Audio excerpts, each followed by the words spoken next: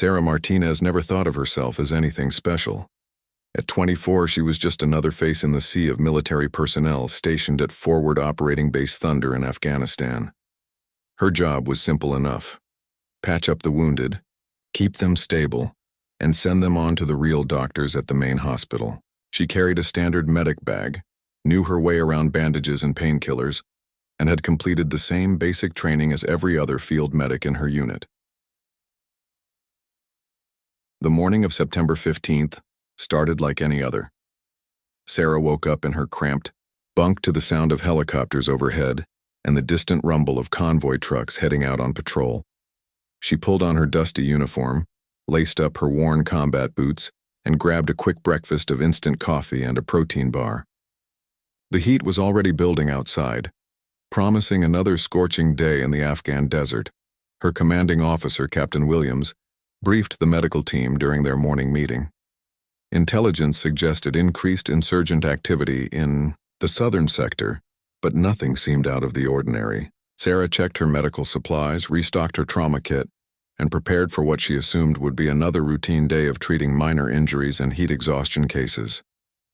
The base buzzing with its usual activity. Soldiers cleaned their weapons. Mechanics worked on vehicles, and communications officers monitored radio chatter from units scattered across the region.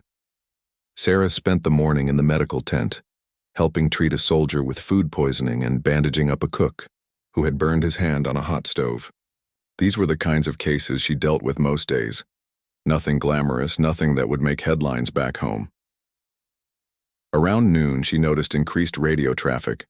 Officers were speaking in hushed, urgent tones, and she caught fragments of conversations about enemy movement and potential contact. But as a medic, Sarah wasn't privy to operational details. Her job was to be ready when soldiers needed medical attention, not to worry about tactical situations beyond her control. She was organizing medical supplies when the first explosion echoed across the desert. It was distant, but powerful enough to rattle the windows of the medical tent. Sarah looked up from her inventory sheets, suddenly alert. More explosions followed, closer this time. The steady rhythm of small arms fire crackled through the air like deadly popcorn. Within minutes, the base's alarm system wailed its warning. Soldiers scrambled to defensive positions while support staff took cover. Sarah's training kicked in automatically. She didn't run for shelter like the cooks and clerks. Instead, she began preparing for casualties, laying out surgical instruments, and checking that the IV fluids were ready. Captain Williams burst through the tent flap, his face grim.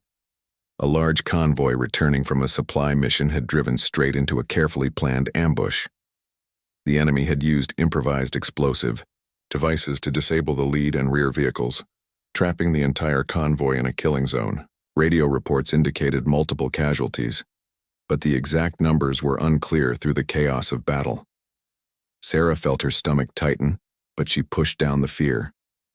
This was what she had trained for, even if she had never faced anything quite this serious before. She double-checked her medical bag, making sure she had enough morphine, bandages, and clotting agents. Her hands moved with practiced efficiency, but her mind raced with questions about what she might encounter. The sound of incoming helicopters grew louder. These weren't the usual transport choppers. These were medical evacuation birds, their rotors beating frantically as they approached the base. Sarah positioned herself near the landing zone, her medical bag slung over her shoulder, ready to triage whatever casualties they brought in. As the first helicopter touched down, she could see blood on the aircraft's floor even before the crew. Chief opened the doors. The pilot was shouting something she couldn't hear over the noise of the engines, but his gestures made it clear. This was just the beginning. More helicopters were coming, and they were all carrying wounded soldiers. Sarah took a deep breath and ran toward the helicopter. She had no way of knowing that this moment would transform her from just another field medic into something far more significant. In her mind, she was simply doing her job, responding to an emergency like she had been trained to do. The idea that she would soon be carrying a wounded colonel across miles of dangerous terrain, or that her actions would save dozens of lives, never occurred to her. She was just Sarah Martinez, a field medic with a job to do. But sometimes, Ordinary people find themselves in extraordinary circumstances, and how they respond in those moments defines who they really are. As she reached the helicopter and saw the first wounded soldier, Sarah's transformation from routine medic to unlikely hero was about to begin, though she had no way of knowing it yet. The first wounded soldier Sarah saw was barely conscious, his uniform soaked in blood from shrapnel wounds across his chest and arms. She helped the helicopter crew lift him onto a stretcher, her training taking over as she quickly assessed his injuries. This was worse than anything she had dealt with before, but she forced herself to stay calm and methodical. More helicopters landed in rapid succession, each one bringing additional casualties. Sarah quickly realized that the base's small medical facility was about to be overwhelmed. The main hospital was 2 hours away by air, and some of these soldiers couldn't wait that long. She would have to stabilize as many as possible with limited resources and minimal support. The convoy had been carrying 47 soldiers when it hit the ambush. Early reports suggested that more than half had been wounded, with several in critical condition. The attackers had positioned their explosives perfectly, channeling the convoy into a narrow pass where escape was nearly impossible. It had taken 2 hours of intense fighting for rescue forces to reach the trapped soldiers and begin the evacuation process. Sarah worked frantically to set up a triage system in the medical tent. She arranged the wounded soldiers according to the severity of their injuries, focusing first on those who might die without immediate attention. A young private with a sucking chest wound needed an emergency procedure to prevent his lung from collapsing. A sergeant had lost significant blood from a leg wound and required an immediate transfusion. The base's only doctor, Major Peterson, was off-site at a medical conference, leaving Sarah as the most experienced medical personnel available. She had 2 junior medics to assist her, but neither had dealt with trauma cases this severe. Sarah found herself making life-and-death decisions that normally would have been handled by doctors with years of additional training. Working with steady hands despite the chaos around her, Sarah inserted chest tubes, started IV lines, and administered pain medication to soldiers who were crying out in agony. She moved from patient to patient, constantly evaluating who needed attention most urgently. The tent filled with the sounds of wounded men calling for help, medical equipment beeping, and radio chatter from commanders trying to coordinate the response. One of the most seriously wounded was Colonel James Morrison, a veteran officer who had been riding in the lead vehicle when the first explosive device detonated. The blast had thrown him from the truck, causing severe head trauma and multiple fractures. When the helicopter crew brought him in, he was unconscious and bleeding heavily from a scalp wound. Sarah immediately recognized that the colonel's condition was critical.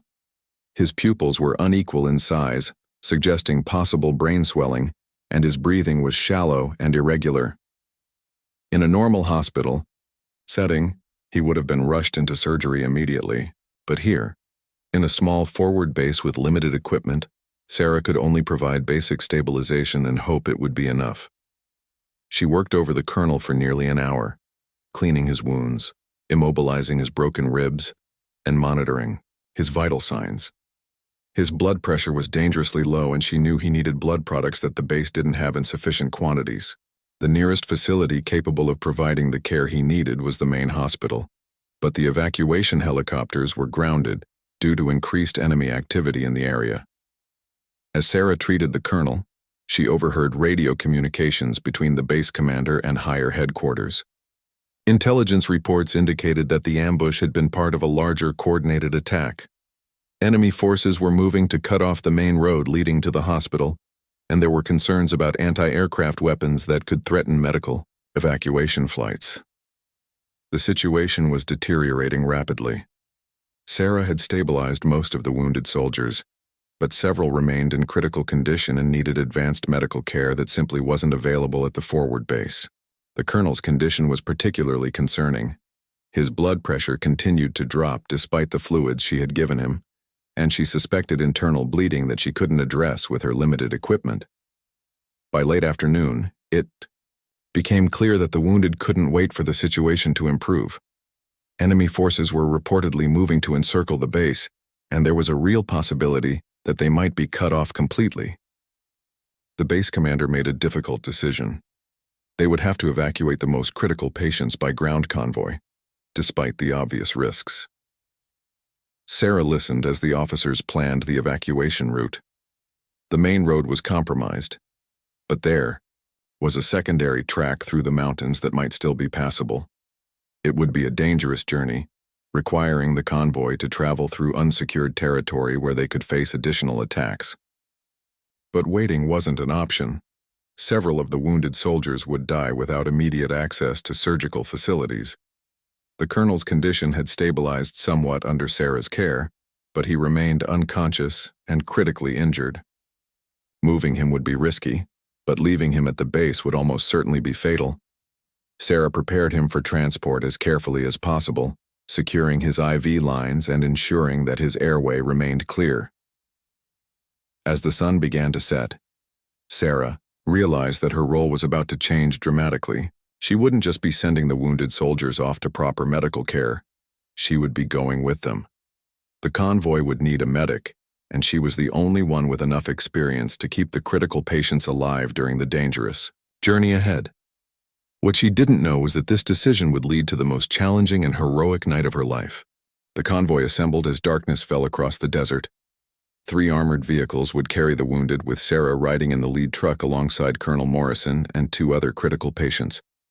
The vehicle had been hastily converted into a mobile medical unit, with stretchers secured to the floor and Sarah's medical equipment packed within easy reach. Sarah checked her supplies one final time before departure. She had limited medications, basic surgical instruments, and enough IV fluids to last several hours if rationed carefully. Most importantly, she carried morphine for pain management and epinephrine in case any of the wounded went into shock during the journey. It wasn't much, but it would have to be enough. The route through the mountains was treacherous even in daylight, with narrow roads carved into rocky cliffs and numerous switchbacks that would slow their progress. At night, with the constant threat of enemy ambush, it would be nearly impossible. But the alternative was watching critically wounded soldiers die while waiting for a rescue that might never come. Colonel Morrison remained unconscious as the convoy departed. Sarah monitored his breathing and pulse constantly, adjusting his position whenever the truck hit a particularly rough patch of road.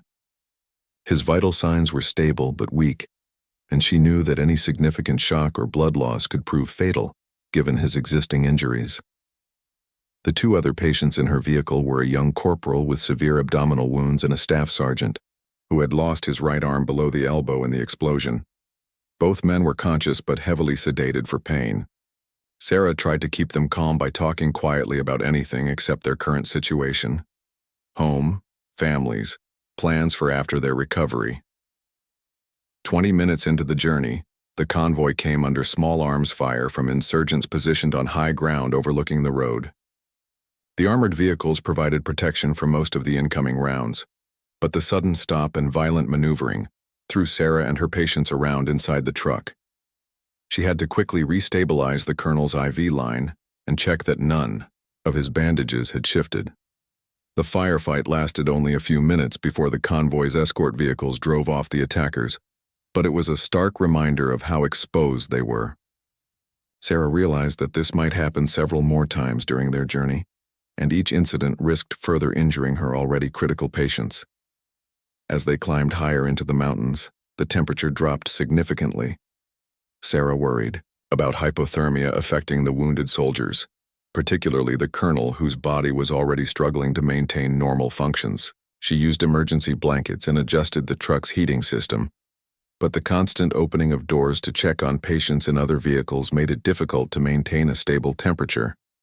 Around midnight, the convoy encountered its most serious obstacle yet. A rock slide had partially blocked the narrow mountain road, leaving only a small gap that the armored vehicles might be able to squeeze through. The drivers would have to proceed slowly and carefully, with minimal room for error. One mistake could send a truck tumbling down the mountainside. While the lead vehicle carefully navigated the obstacle, Sarah continued monitoring her patients. The corporal's abdominal wounds were showing signs of internal bleeding, and his blood pressure was dropping despite the fluid she had given him. She knew he needed surgery soon, but they were still hours away from the hospital. The colonel's condition suddenly worsened as they cleared the rock slide, His breathing became more labored, and Sarah noticed that his pupils were responding less to light. These were signs of increasing pressure in his brain, a life-threatening condition that required immediate intervention. In a hospital, surgeons would have drilled holes in his skull to relieve the pressure. Here, Sarah had no such options. She made a difficult decision to increase the colonel's pain medication, knowing that it might further depress his breathing, but hoping it would help reduce the brain swelling. It was a calculated risk based on her limited training and the desperate circumstances they faced. She couldn't know if she was helping or making things worse. The convoy continued its slow progress through the mountains, stopping frequently to check for roadside explosives or signs of enemy activity. Each delay meant more time before the wounded could reach proper medical care, and Sarah could see that several of her patients were deteriorating despite her best efforts. Around 2 a.m, disaster struck. The lead vehicle hit a concealed, explosive device that damaged its engine and left it immobilized on the narrow mountain road. The explosion wasn't large enough to cause additional casualties, but it created a new crisis. They were stranded miles from help with critically wounded soldiers who couldn't wait much longer. The convoy commander quickly assessed the situation. The damaged vehicle couldn't be repaired in the field, and there wasn't enough room on the narrow road for another truck to push it out of the way. They would have to abandon the vehicle and transfer its passengers to the remaining trucks, which were already overcrowded. But Colonel Morrison was too critically injured to be moved safely in a cramped vehicle with other patients. The jolting and lack of space would almost certainly kill him before they reached the hospital. Sarah faced an impossible choice: abandon the colonel to save the other wounded, or find some other solution that might save everyone. Looking at the unconscious officer, Sarah made a decision that would define the rest of her life. She couldn't abandon him, but she also couldn't let the other wounded soldiers die while waiting for a solution that might never come. There was only one option left, and it would require her to do something far beyond anything she had been trained for. Sarah stared at Colonel Morrison's pale face in the dim light of the disabled truck and knew what she had to do. The other wounded soldiers needed to continue to the hospital immediately, but the colonel couldn't survive another transfer between vehicles. His brain injury was too severe, his condition too unstable. Moving him again would likely kill him. The convoy commander, Lieutenant Torres, climbed into the truck to assess the situation. He was a young officer, barely older than Sarah, and the weight of command was clearly pressing down on him. They had already lost too much time, and he knew that every minute of delay put all the wounded at greater risk. Sarah explained the colonel's condition as clearly as she could. His brain was swelling, his breathing was becoming more labored, and his blood pressure was barely maintaining adequate circulation. In her medical opinion, another transfer would be fatal, but staying with the disabled vehicle wasn't an option, either. They were sitting targets for any enemy forces in the area. Lieutenant Torres considered their options. They could try to carry the colonel, but his weight and the rough terrain would make that nearly impossible. They could wait for another evacuation vehicle, but intelligence reports suggested enemy forces were moving to cut off this route. Every choice seemed to lead to disaster. Then Sarah made a suggestion that stunned everyone present. She would carry the colonel herself, not in a vehicle, not on a stretcher, but physically carry him the remaining distance to the hospital. It sounded insane. The hospital was still nearly 2 miles away through difficult mountain terrain, and the colonel weighed at least 180 pounds. The other soldiers initially dismissed the idea as impossible. Sarah was a small woman, barely 5 feet 4 inches tall, and she had already been working for over 12 hours straight treating wounded soldiers. The thought of her carrying a grown man for miles through enemy territory seemed like a suicide mission. But Sarah had made up her mind. She explained her reasoning with the same calm professionalism she had shown throughout the crisis. The colonel would die if he stayed with the disabled vehicle, and he would die if they tried to transfer him to another truck. Carrying him was the only option that gave him any chance of survival, however slim. She quickly calculated what she would need for the journey: a compact medical kit with essential supplies, water, and enough morphine to keep the colonel unconscious during transport. She would have to leave behind most of her equipment and trust that she could maintain his vital signs with minimal resources. Lieutenant Torres tried to argue against the plan, pointing out the obvious dangers. They were in unsecured territory where enemy patrols were known to operate. The terrain was rough and dangerous, especially in darkness, and even if Sarah could somehow carry the colonel for 2 miles, the physical strain might kill both of them. But Sarah had already begun preparing for the journey. She fashioned a makeshift carrying harness from straps and webbing, distributed the colonel's weight across her shoulders and back. She tested different positions until she found one that seemed manageable, at least for short distances. It would be exhausting, but it might be possible. The other wounded soldiers watched in amazement as Sarah prepared to attempt the impossible. The staff sergeant with the missing arm tried to convince her to abandon the plan, arguing that one person wasn't worth risking 2 lives. But Sarah refused to listen. She had taken an oath to preserve life, and she wouldn't abandon a patient who still had a chance of survival. As the convoy prepared to continue without them, Sarah made her final preparations. She strapped the colonel securely to the improvised carrying harness, checked that his breathing remained stable, and loaded her medical kit with the bare essentials. She left behind everything that wasn't absolutely critical for keeping him alive. Lieutenant Torres offered to leave 2 soldiers behind to help, but Sarah refused. The other wounded needed all available protection during their own dangerous journey to the hospital. Besides, additional people would only slow her down and create more targets for enemy forces. The convoy departed with its remaining casualties, leaving Sarah alone with the unconscious colonel on a dark mountain road, miles from safety. She had no radio communication, no backup plan, and no guarantee that she would be physically capable of completing the journey she had committed to undertake. Sarah adjusted the carrying harness one final time and began walking. The colonel's dead weight immediately pressed down on her shoulders and back, making every step an effort. But she set a steady pace, knowing that she needed to conserve her strength for the long journey ahead. The mountain road was treacherous in darkness, with loose rocks and sudden drop-offs that could prove fatal for someone carrying an injured man. Sarah used a small flashlight sparingly, trying to navigate by moonlight whenever possible to avoid attracting attention from hostile forces. Within the first half-mile, her shoulders were burning with pain, and her legs felt heavy from the added weight. But Colonel Morrison was still breathing steadily and his pulse remained weak but regular. Sarah forced herself to focus on these positive signs rather than the growing pain in her body. She had committed herself to an almost impossible task, driven by a sense of duty that went far beyond normal expectations. What happened next would determine whether her desperate gamble would save a life or cost 2. The first mile was agony.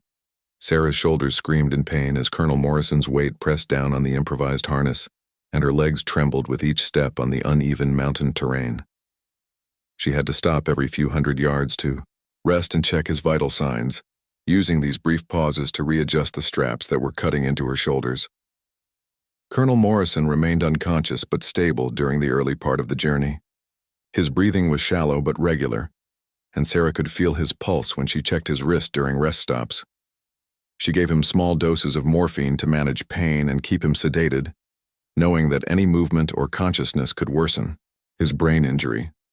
The mountain path was treacherous in the darkness. Sarah had to navigate around fallen rocks, avoid loose gravel that could send them both tumbling down steep slopes, and constantly watch for signs of enemy activity. Her small flashlight created just enough illumination to see a few feet ahead, but using it too much risked giving away their position to hostile forces. After the first mile, Sarah's body was reaching its limits. Her back ached from the awkward carrying position, and her legs were cramping from the constant strain. But she forced herself to continue, knowing that stopping meant certain death for the colonel. She began talking to him quietly as she walked, partly to keep herself alert and partly hoping that her voice might help him fight to survive. Around 3 in the morning, Sarah encountered her first real crisis of the journey. Colonel Morrison's breathing suddenly became more labored, and, when she checked his pulse, it was weaker and more irregular than before. She immediately stopped and carefully lowered him to the ground to assess his condition. His skin was pale and clammy, classic signs of shock. Sarah suspected internal bleeding that was getting worse despite her earlier treatment. She had limited options with her reduced medical kit, but she administered fluids through his IV line and adjusted his position to improve circulation. After 20 minutes of intensive care, his condition stabilized enough for her to continue. The delay had cost precious time, and Sarah realized she needed to move faster if they were going to reach the hospital before the colonel's condition deteriorated beyond her ability to help.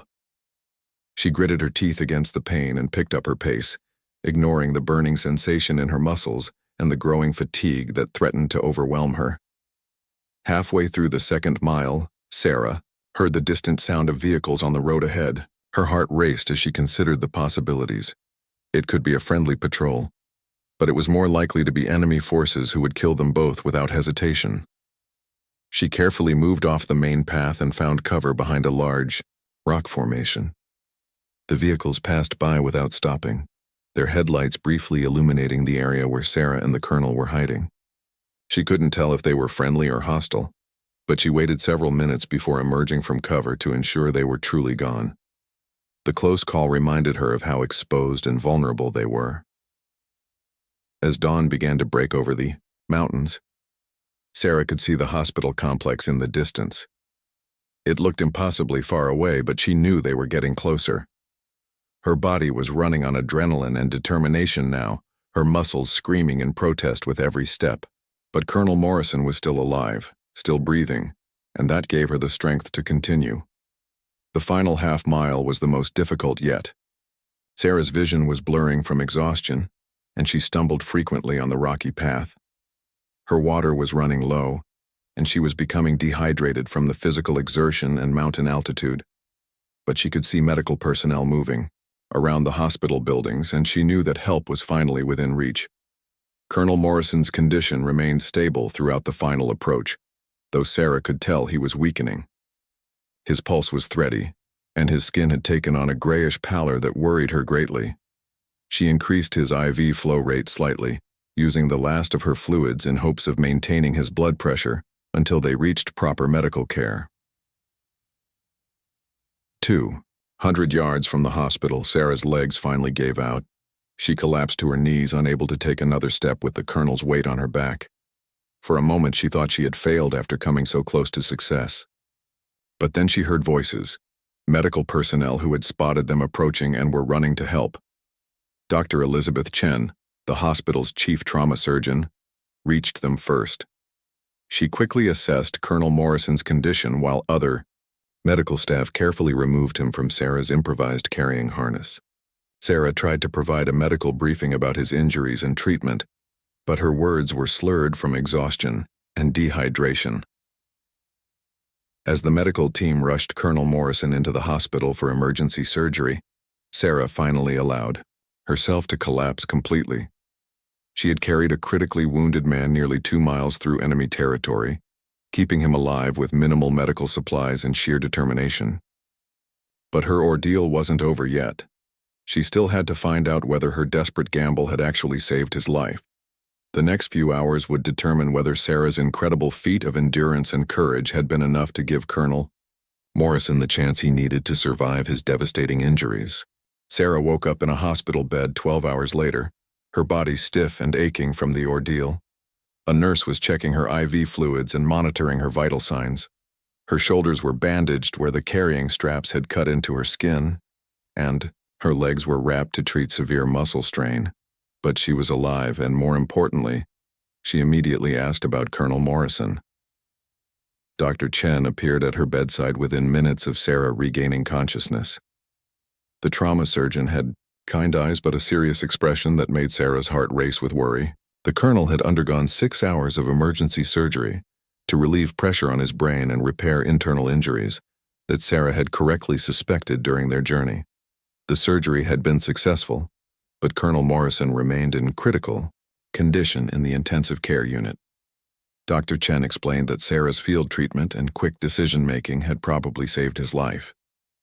If she hadn't maintained his airway and circulation during the dangerous trek, he would have died long before reaching the hospital. But the doctor also emphasized how close it had been. The colonel had lost significant blood during the journey, and his brain injury had worsened from the physical stress of being carried.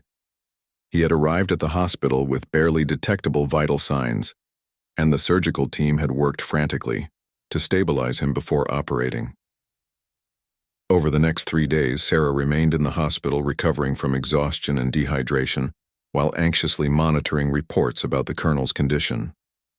He remained unconscious on life support, and the doctors couldn't predict whether he would survive or what his mental capacity might be if he did recover. The story of Sarah's incredible journey began to spread throughout the military medical community. Word reached higher command levels, and soon reporters were asking questions about the field medic who had carried a wounded colonel through enemy territory. But Sarah refused all interview requests, saying she had simply done her job and didn't deserve special attention. On the 4th day, Colonel Morrison finally regained consciousness. His first words were slurred and confused, but he was clearly aware of his surroundings and able to respond to questions. Dr. Chen cautiously optimistic about his prospects for recovery, though she warned that brain injuries often had long-term effects that wouldn't be apparent for months. Sarah was finally allowed to visit the colonel on her last day in the hospital. He was weak and heavily bandaged, but his eyes were alert and focused when she entered his room. He tried to speak, but his voice was barely a whisper. Sarah had to lean close to hear him ask what had happened after the convoy was attacked. She briefly explained about the damaged vehicle and her decision to carry him to the hospital, downplaying the difficulty and danger of the journey. Colonel Morrison listened intently, his expression growing more serious as he understood what she had done for him. When she finished, he was quiet for several minutes. Finally, the colonel managed to speak again, his voice stronger, but still strained. He thanked Sarah for saving his life, but she shook her head and insisted that any medic would have done the same thing. She truly believed that, in her mind, she had simply followed her training and her oath to preserve life regardless of personal risk. But Colonel Morrison understood something that Sarah didn't yet grasp. Her actions had gone far beyond normal duty or training.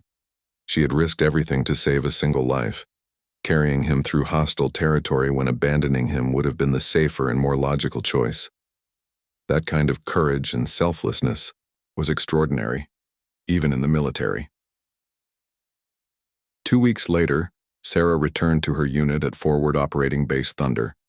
She expected to resume her normal duties as a field medic, treating routine injuries and maintaining medical supplies. But her commanding officer had received orders transferring her to a specialized combat medical training program, where her experience could help train other medics. The transfer came with a promotion and a commendation for valor, recognition that Sarah felt uncomfortable accepting. She insisted that she had simply done what any competent medic would do in the same situation, but her superiors and colleagues understood that what she had accomplished was far from ordinary. Colonel Morrison made a full recovery over the following months, returning to active duty with no permanent effects from his brain injury. He wrote a detailed report about Sarah's actions, recommending her for the highest military decoration available to non-combat personnel. He never forgot that his life had been saved by a young woman who refused to abandon him when abandoning him would have been the reasonable choice. Sarah Martinez continued her military career, eventually becoming one of the most respected combat medics in her branch of service. She trained hundreds of other medics, passing on not just technical skills but also the commitment to never give up on a patient regardless of circumstances. But she never spoke publicly about that night in the mountains, insisting that she had simply been doing her job. Years later, when other people called her a hero, Sarah would shake her head and repeat what she had always believed. She was just a field medic who had done what needed to be done. But sometimes doing what needs to be done in impossible circumstances is exactly what makes someone heroic, even if they never see it that way themselves.